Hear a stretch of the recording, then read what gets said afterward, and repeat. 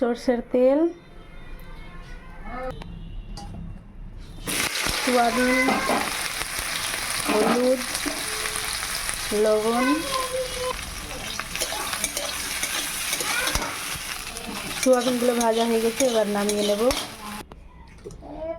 সরষের তেল, কাটা পেঁয়াজ, পেঁয়াজগুলো ভাজা হয়ে গেছে, এবার বাটা মশলা, হলুদ, লবণ, মশলাটাকে এবার ভেজে নেব। মশলাগুলো ভাজা হয়ে গেছে, সিদ্ধ আলু, ভাজা সোয়াবিন, এটাকে ভালো করে ভেজে নেব। ভাজা হয়ে গেছে, এবার দিয়ে দিব জল, জল দিয়ে ঢাকা দিয়ে দেবো।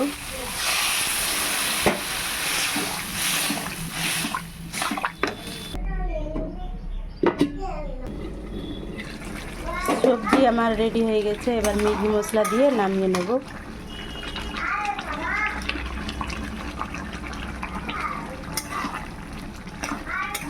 চলো টাটা, দেখা হবে অন্য রেসিপিতে। ভালো থাকবে, সুস্থ থাকবে।